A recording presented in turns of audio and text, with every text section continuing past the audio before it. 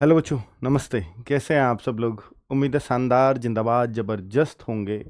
SSC GD वाले बच्चों, आप लोगों की चिंता जितनी ज़्यादा है, शायद उतने से ज़्यादा चिंता मैं वहाँ से स्टार्ट करता हूँ, या मैं वहाँ से ज़्यादा आपसे क्योंकि आपका जो मैं देख पा रहा हूँ, बहुत सारे बच्चों का एग्ज़ाम स्लॉट ही मतलब जो डेट का सिलेक्शन है या वीक का सिलेक्शन है, वो हो ही नहीं पा रहा है। बहुत सारे बच्चे परेशान हैं। ये एसएससी की गड़बड़ बच्चों को बार-बार भारी पड़ती है, ये उनकी टेक्निकल मिस्टेक्स हैं और बच्चों को झेलनी पड़ती हैं। अब वो कितनी मानसिक स्थिति, कितनी बेकार मानसिक स्थिति में होगा कि जो अपना स्लॉट ही सेलेक्ट नहीं कर पा रहा होगा, उसका एप्लीकेशन स्टेटस तक पेंडिंग ये लोग दिखा रहे हैं। भाई, ऐसा कैसे संभव है? और अगर ऐसा हुआ है तो फिर ये कैसे सही होगा? बहुत सारा बच्चा परेशान है, तो मैं उस पर भी बात करूँगा। लेकिन वो जो साथ में ये बताना वाला हूँ आज, जिस वजह से ये वीडियो बनाई है कि आपने चाहे अब अपना स्लॉट देखिए, मैं कोई आपको स्लॉट सिलेक्शन सजेस्ट नहीं कर सकता। उसका कारण है कि मैंने अगर किसी स्लॉट के लिए बोल दिया, एक बच्चे का मुझे मैसेज आया पर्सनली कि सर ऐसे आप प्लीज़ किसी को स्लॉट सिलेक्शन वाला वीक बता मत दीजिएगा कि ये वाला वीक सबसे बढ़िया रहेगा, क्योंकि फिर वो जो बढ़िया आप बताते हो ना, वो सबसे ख़राब बन जाता है, क्योंकि आपकी बात बच्चे मानते हैं और सभी लोग फिर उसी वीक को चुन लेते हैं। फिर सारा होशियार बच्चा उस तरफ हो रहा होता है और उस वीक का नॉर्मलाइजेशन में उसको बड़ा नुकसान देखने को मिलता है। और अब जो नॉर्मलाइजेशन है वो पिछले सालों की तरह नहीं होगा बच्चों। अब का नॉर्मलाइजेशन का लेवल ही अलग है। ये आपका इक्वी परसेंटाइल बेस पर नॉर्मलाइजेशन होता है, यानी शिफ्ट वाइज नॉर्मलाइजेशन होता है। यानी ऐसे आप इसको समझ सकते हैं कि अगर आपका 20 शिफ्टों में एग्ज़ाम हुआ, तो अब मान लीजिए एसएससी जीडी में बच्चों वैकेंसीज हैं, फिलहाल मान लेते हैं 30,000 वैकेंसीज हैं, या होंगी ये 50,000, वो अलग बात है। अभी मान लेते हैं 25-26 या 30, एक मोटा मोटा आपको हिसाब बता रहा हूँ। और 3 लाख बच्चों को पास किया गया और 30 शिफ्ट में मान लो एग्जाम लिया। मैं एक एग्जाम्पल बता रहा हूँ, इक्वी परसेंटाइल आपको समझा रहा हूँ।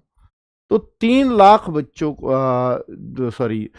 30 शिफ्टों में जब ये एग्ज़ाम लेंगे और जो वो है इक्वी परसेंटाइल मेथड, तो उसमें क्या होगा कि 3 लाख बच्चों को ये फिजिकल के लिए पास करेंगे। उन 3 लाख बच्चों को 30 शिफ्टों में बराबर बराबर बांटा जाएगा। तो अगर हम देखें कि भाई 3 लाख में 30 का अगर मैं भाग दूंगा, तो हर शिफ्ट के हिस्से में 10-10 हज़ार बच्चे आएंगे। 10-10 हज़ार बच्चे हर शिफ्ट से पास किए जाएंगे। 10,000 शिफ्ट, जिस शिफ्ट में जहां भी अब कट ऑफ ऐसे रुकेगी कि भाई 10,000 बच्चे इसमें यहाँ हो गए, फिर दूसरी शिफ्ट में 10,000 बच्चे यहाँ हो गए, तीसरी शिफ्ट में 10,000 बच्चे यहाँ हो गए। अब उस हिसाब से इनका नॉर्मलाइजेशन किया जाएगा। तो ये है इक्वी परसेंटाइल मेथड, है ना। अब आप सोचो कि सर फिर तो किसी शिफ्ट की हाई कट ऑफ चली जाएगी अगर सारे ही उस शिफ्ट में होशियार बच्चे बैठ जाएं तो। पहले ऐसा नहीं होता था, पहले ओवरऑल होता था। अब केवल एक शिफ्ट से, यानी बराबर हर शिफ्ट से बच्चे को बैठाने का मतलब है कि इस तरह से सोच पाना। तो भाई ये सब कुछ मैं मतलब इसको आप बोलो कि सर ये तो गलत है, गलत नहीं है, क्योंकि बच्चों इससे अलग कुछ और आप बढ़िया तरीका ढूंढ भी नहीं पाओगे। ये सब सुप्रीम कोर्ट में ये सब कुछ बताया जा चुका है कि भाई ये गलत नहीं है, और गलत है तो सही बता दो फिर क्या है। पहले वाला चल रहा था उसमें भी बहुत सारी खामियां थी, तो कुछ ना कुछ तो अपनाना पड़ेगा ना लेवल करने के लिए। तो इसमें एक सबसे बड़ा नुकसान होता है कि आपका नॉर्मलाइजेशन में स्कोर घटता भी है।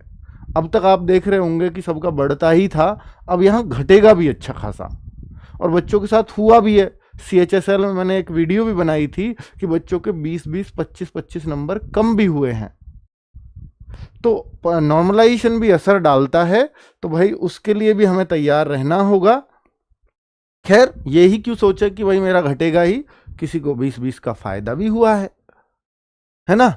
चलो खैर, अब छोड़ते हैं अब इस बात को और फिर अपने इस पर आते हैं कि जो हम जिस सॉल्यूशन के लिए आए हैं। तो भाई देखो, अगर आपको अपना वीक सेलेक्ट करना है तो आज समस्या नहीं आ रही है। जिनकी सब कुछ ओके रिपोर्ट है, अपना आप डाल रहे होंगे, लॉगिन कर रहे होंगे, लॉगिन आराम से हो रहा है, तो यहाँ 3 ऑप्शन आ रहे होंगे।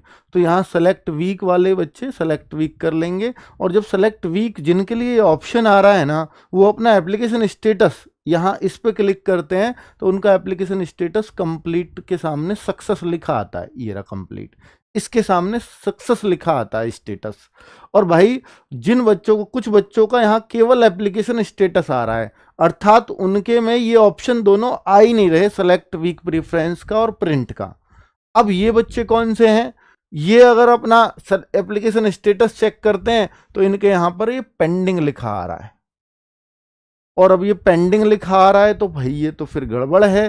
तो यानी इस बच्चे ने या तो फीस जमा नहीं करी, या इसके सिग्नेचर अपलोड नहीं हुए, या इसका क्या नहीं हुआ पता नहीं।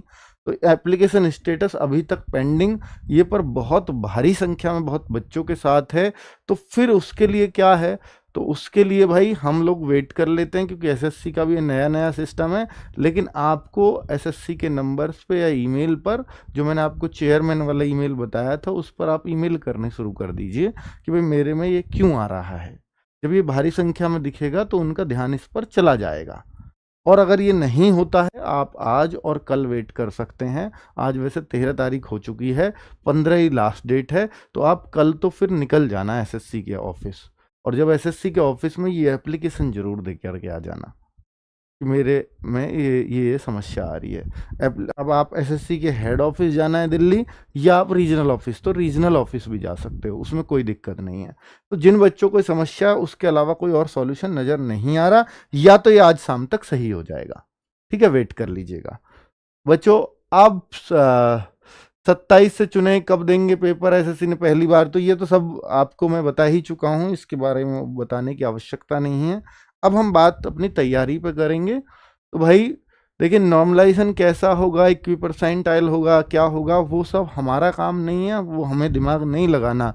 मेरे नॉर्मलाइजेशन में बढ़ेंगे घटेंगे, अगर घटेंगे तो फिर वो बहुत आसान पेपर उनके मुकाबले रहा होगा, तो इसलिए वो जो है घट भी रहे हैं।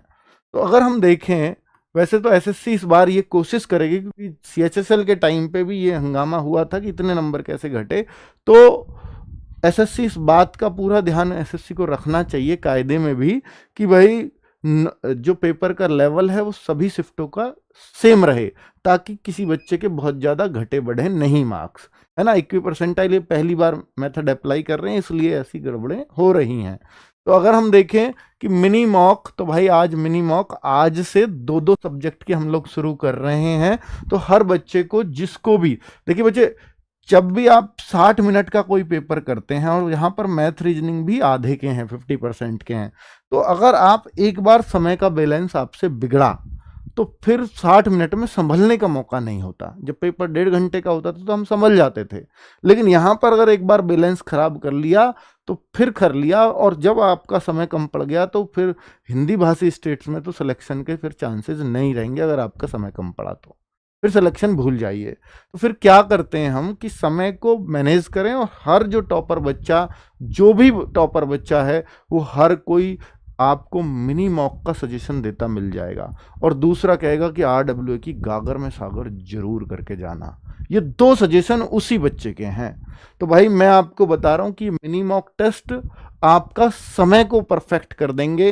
कितना कितना हमने एक निश्चित समय रख लिया कि मैथ्स को इतनी देर में ही करना है, रीजनिंग को इतनी देर में, तो आदत पड़ जाती है आपको कि इतनी इतनी देर में हमें मैथ्स रीजनिंग करने हैं। और जब भी आप ओरिजिनल एग्जाम दे रहे होंगे तो आपको पता लग जाएगा मेरे समय रीजनिंग में ज़्यादा लग रहा है, तो आप तुरंत क्वेश्चनों को जो है छोड़ करके, जो मुश्किल क्वेश्चन है, और आप आसान पे आ जाते हो और पेपर को पूरा आसानी से कर पाते हो। ये मिनी मॉक का ही कमाल होता है। रैंक 1 हो, चाहे रैंक 2 हो, चाहे रैंक 4 हो, चाहे रैंक 10 हो, चाहे रैंक 1000 हो, हर किसी के मुंह से आप मिनी मॉक की तारीफ सुनोगे कि ये बहुत तगड़ी चीज़। और ये सिर्फ और सिर्फ आरडब्ल्यू ने शुरू की थी बच्चों, और आरडब्ल्यू ने शुरू भी किया और एसएससी जीडी से ही शुरू किया था, और एसएससी जीडी को विशेष फायदा इसमें हुआ। बाकी फुल मॉक तो आप हर संडे देते ही हैं। अगली बार हम हर संडे के को भी स्टेट वाइज, ज़्यादातर बच्चे संडे में अगर देंगे हर स्टेट का बच्चा, तो हम हर स्टेट वाइज आपको एवरेज स्कोर दिखाएंगे अगले संडे के एनालिसिस में, है ना बच्चों। दूसरा, दीपक भाटी सर का ये कहना है कि सर मैं ना यहाँ chapter wise practice set start किए थे, तो करीब 10 चैप्टर्स के हम करवा चुके हैं, अभी कुछ बाकी हैं, तो मेरी ये क्लास रेगुलर रहेगी, यानी गागर में सागर चलेंगी, लेकिन दीपक भाटी सर की शाम की 7 बजे वाली क्लास रेगुलर रहेगी। और मैं दीपक भाटी सर को ये भी सजेस्ट करूँगा कि जब ये चैप्टर ख़त्म भी हो जाएँ तो कुछ मुख्य मुख्य चैप्टर्स के कुछ ऐसे टॉपिक्स या कुछ ऐसी टाइप्स जरूर करवा देना कि अगर पेपर आसान आए, पेपर नॉर्मल आए, तो हर बच्चा उनको करके आ जाए, मोस्ट इम्पॉर्टेंट हो।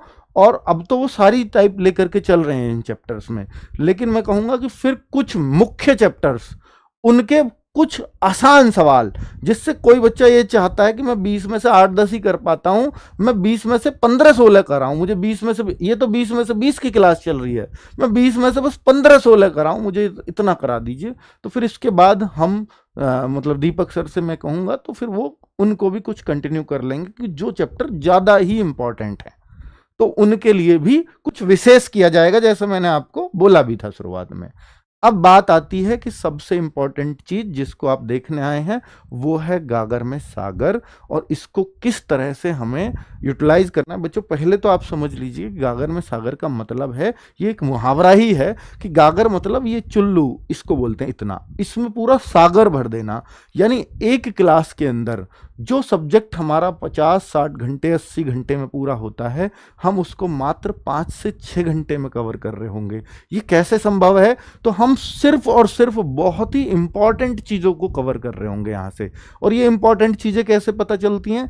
एसएससी जीडी के प्रीवियस ईयर को देखेंगे और वहाँ पर देखेंगे किस पैटर्न पर, ये क्या पैटर्न एसएससी जीडी में फॉलो करता हुआ आया है। तो टीचर्स वैसे ही अपने क्वेश्चंस तैयार करते हैं, और करीब एक क्लास के अंदर 250 क्वेश्चंस होंगे, और उन 250 में वो पूरा सब्जेक्ट होगा। और 250 के अंदर चूंकि एक क्वेश्चन में 4 ऑप्शंस होते हैं, तो चारों ऑप्शंस को एक्सप्लेन जब हम लोग करेंगे, क्योंकि ऑप्शन के साथ आएंगे, क्वेश्चंस के साथ आएंगे, तो 250 गुना 4, यानी हर सब्जेक्ट के 1000 क्वेश्चंस आपको मिल रहे होंगे 6 से 7 घंटे में। टीचर भाई 250 क्वेश्चन अगर टिक मार्क ही लगाने हो टीचर को, जैसे आप सोचते हो कि केवल मैं पीडीएफ पढ़ लूंगा और मेरा हो जाएगा, नहीं हो सकता ऐसा। क्योंकि अगर टीचर को टिक मार्क ही लगाने हुए 250 प्रश्न पे तो 1 घंटे में लग जाएंगे, लेकिन वो अपने 6 से 7 घंटे देता है, यानी 6-7 गुना समय। वो इसलिए ताकि वो 1000 क्वेश्चंस उस पूरे डायमेंशन को क्लियर कर दे बच्चों को। और जब किसी एक सब्जेक्ट से 1000 क्वेश्चन अगर टीचर छांट रहा हो और एसएससी जीडी के हिसाब से छांट रहा हो, तो फिर सब्जेक्ट में कुछ बचेगा नहीं। इसलिए हम कहते हैं कि एक छोटी क्लास में पूरा सब्जेक्ट का रिवीजन करा देना, क्योंकि फिर बहुत कुछ उम्मीद हो जाती है कि उस क्लास से ही क्वेश्चन फंसेगा। मैं ये नहीं कहता कि 100% फंसेगा, पर बहुत चांस है, क्योंकि हर टीचर इस पर मेहनत करता है, देखता है भाई क्या क्या पूछा जा सकता है। उन सारी चीजों को हम क्लैरिटी से बताएं बच्चों को कि भाई इसको जरूर करना, ये इंपॉर्टेंट है, इसको जरूर पढ़ना, तो वो सारा रिवाइज हो जाता है बहुत बढ़िया तरीके से। तो जैसे हम 14 अप्रैल को शुरुआत कर रहे हैं, आपको मालूम है बाबा साहब की जयंती भी है कल 14 अप्रैल, तभी से राहुल शर्मा सर सुबह 9 बजे से अपनी रीजनिंग से शुरुआत करने जा रहे हैं। और रीजनिंग की शुरुआत हमेशा जबरदस्त मानी गई है। मैं हमेशा पेपर में भी कहता हूं कि अगर आपको पेपर करना हुआ तो अगर रीजनिंग पहले आ जाए, या रीजनिंग जिस भी नंबर पे हो सबसे पहले रीजनिंग करो, वो आपका बैलेंस बनाती है। तो रीजनिंग राहुल शर्मा सर करा रहे होंगे पार्ट 1। रीजनिंग को हमने 2 भागों में, मैंने क्या बोला कि इस बार हम गागर में सागर को बहुत तसल्ली से कराएंगे, इसलिए आपको इतनी क्लासेस दिख रही होंगी ताकि बच्चे पे लोड ना पड़े। हर बार जब गागर में सागर आती थी तो 2-2 क्लास एक दिन में होती थी, तो 12 घंटे पढ़ना पड़ता था बच्चों को, जो उसके लिए बहुत मुश्किल हो जाता था लास्ट टाइम पे। अब हमने क्या किया कि बच्चे को 6 घंटे से ज्यादा ना पढ़ना पड़े, बाकी वो अपने रिवीजन में टाइम लगाए, इस पीडीएफ की एक बार और प्रैक्टिस कर ले, रिवाइज कर ले, और वो तैयार हो जाए अगले दिन के लिए। तो वैसा हमने कोशिश की है बच्चे के हिसाब को देखते हुए। 9 बजे से ये क्लासेस, सभी क्लासेस 9 बजे से ही स्टार्ट होंगी। तो अगले दिन यानी 15 अप्रैल को, क्योंकि बच्चों की ये भी एक चॉइस रहती थी, सर करंट अफेयर्स को आप बिल्कुल लास्ट में लेते हो और वही हमने नहीं पढ़ा होता, तो फिर लास्ट में हम कैसे उसको फिर इतनी जल्दी तैयार करेंगे। तो इसलिए हमने करंट अफेयर्स भी इस बार शुरुआत में ही रख दिया, लेकिन करंट अफेयर्स की क्लास सुबह 6 बजे ही होगी। तो 15 अप्रैल को करंट अफेयर्स सुबह 6 बजे, बाकी सभी क्लासेस 9 बजे से हैं।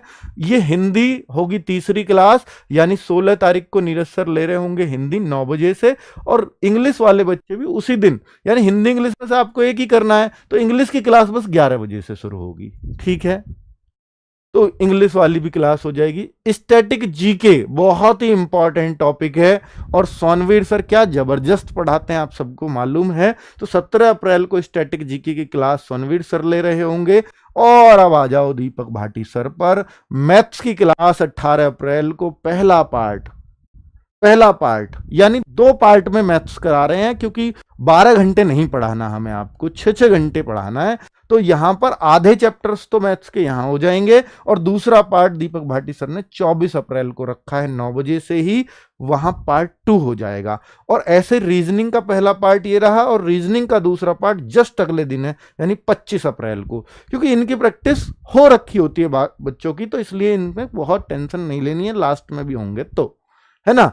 और अब बात आती है, क्योंकि जीएस पहले होना जरूरी है, तो पॉलिटी 19 अप्रैल को अजीत सर ले रहे होंगे। भावना मैम 20 अप्रैल को ही, 19 अप्रैल अजीत सर और 20 अप्रैल को भावना मैम बायोलॉजी। 21 अप्रैल को ज्योग्राफी की क्लास है आरुषि मैम। 22 अप्रैल को विनय सर आपके इकोनॉमिक्स ले रहे होंगे, और 22 अप्रैल को ही शाम को, यही एक और क्लास का टाइमिंग चेंज रहेगा, एक दिन में बस 2 क्लास 22 अप्रैल को होंगी। 22 अप्रैल को विकास मिश्रा सर ये हिस्ट्री बहुत शानदार पढ़ाते हैं। जिस बच्चे ने इनसे आज तक हिस्ट्री पढ़ी है ना, होमगार्ड में पढ़ाई है, भाई साहब कत्ती कमाल ही कर रखा। तो आप देखोगे क्या जबरदस्त हिस्ट्री पढ़ाते हैं। केमिस्ट्री आपके राहुल पालीवाल सर केमिस्ट्री के जादूगर हैं एकदम, है ना। और फिजिक्स का तो धर्मेंद्र सर का नाम है ही, आप सबको मालूम है, अंत धर्मेंद्र सर से कर रहे होंगे हम लोग। तो भाई पूरा एक शेड्यूल है, इसको जरूर नोट कर लीजिएगा। यही आपका जो टेंशन थी ना कि सर हम क्या करें लास्ट में, कैसे पढ़ें सारे सब्जेक्ट्स को, देखो साइंस को भी हमने 3 पार्ट में पढ़ा रहे हैं आपको, ताकि कोई कसर ना छूटे बच्चे की, है ना। तो आप जब ये सारी क्लासेस ले लेंगे, हर दिन आपको रिवीजन करना है, हर क्लास की हम पीडीएफ भी प्रोवाइड कराएंगे, क्योंकि बार बार क्लास नहीं देख सकते आप, आपको देखना है कि मैंने स्टैटिक जीके पढ़ तो ली, लेकिन मुझे रिवीजन और करना है एक बार। तो हर दिन आपके पास 6 घंटे ही पढ़ना है, बाकी टाइम तो रिवीजन ही करना है, तो फिर बाकी क्लासेस को भी रिवाइज कर लें। ये इतिहास गवाह रहा है इस बात का कि हमारे गागर में सागर का नाम हर बार बच्चों ने लिया है, जब भी वो एग्जाम दे करके आए, कि बहुत फायदा हुआ गागर में सागर से, क्योंकि एसएससी का एक निश्चित सही पैटर्न है, वो ऐसा नहीं है कि कुछ भी अलग ले आएंगे। और एसएससी का तो अब ये हो गया है कि पेपर का लेवल ही बहुत आसान बनाने लगे हैं। तो जो हम कुछ एक्सपेक्ट करते हैं कि भैया ऐसा ऐसा आएगा, तो वैसा वैसा ही आ भी जाता है। अब कुछ अनएक्सपेक्टेड ही पूछ लिया तो घबराने की आवश्यकता नहीं है बच्चों। कुछ अगर अलग ही लेवल का पूछ लिया तो बिल्कुल घबराने की आवश्यकता नहीं है, क्योंकि अगर अलग लेवल का पूछ लिया तो फिर सबके लिए कंपटीशन एक ही जैसा है बच्चों, एक ही जैसा, ठीक है, सबके लिए एक जैसा है फिर कंपटीशन, क्योंकि फिर सब ही कम स्कोर करेंगे, और जब सब करेंगे तो फिर कंपटीशन में कोई फर्क नहीं पड़ता। भाई अलग ही पूछ डाला तो पर कम से कम जो पूछ रहे हैं और जिसको सब पढ़ के आए वो आपका भी रिवाइज होना चाहिए ना। और इसको पूरे भारत से बच्चे इस क्लास को देख रहे होंगे, पूरे भारत से, क्योंकि आपको भी पता है कि एसएससी जीडी में आरडब्ल्यूए को पूरा भारत देखता है, हर स्टेट से भारी संख्या में बच्चा देखता है। जो इस क्लास को, अब बच्चों मैं तो कह रहा हूं हिंदी भाषी स्टेट को तो खैर अलग प्रयास डालने पड़ते हैं, लेकिन जो हिंदी भाषी स्टेट के बच्चे नहीं हैं, जो असम से हैं, वेस्ट बंगाल से हैं, पंजाब से, जम्मू कश्मीर से, महाराष्ट्र से, ये जो बच्चे हैं, हिमाचल प्रदेश से, ये जो बच्चे हैं, इनके लिए तो ये वरदान है, क्योंकि केवल इससे भी बच्चे सिलेक्शन ले जाते हैं यहां इन स्टेटों में, केवल गागर में सागर करने से। ऐसे बहुत सारे कमेंट्स मैं आपको पीछे दिखा दूंगा, ठीक है। फिर भी मैं कहूंगा देखो, जो शुरुआत से मेहनत करता हुआ आया है ना, उसके लिए तो ये जबरदस्त काम करेगा रिवीजन का। लेकिन जो अब केवल अभी पढ़ रहा है, केवल इनसे ही पढ़ा और पहले कुछ भी नहीं जानता, तो फिर उसके लिए भी ये सबसे बेस्ट है, क्योंकि अब इससे बढ़िया आप कुछ नहीं पढ़ सकते। मैं ये नहीं कहता कि सब कुछ करके आ जाओगे इसमें से, पर भाई अगर आपने पहले पढ़ा है तो फिर बहुत कुछ करके आ जाओगे इसमें से। नहीं भी पढ़ा है तो फिर इससे बेस्ट कुछ और नहीं हो सकता लास्ट टाइम पे। सर फुल मॉक वीक में 2 बार कर दीजिए। ठीक है, मैं प्रयास करूंगा कि फुल मॉक वीक में 2 बार, यानी एक बुधवार को और डाल दिया जाए आपका और एक संडे को हो जाए। ठीक है, थैंक यू वेरी मच, नमस्ते बच्चों।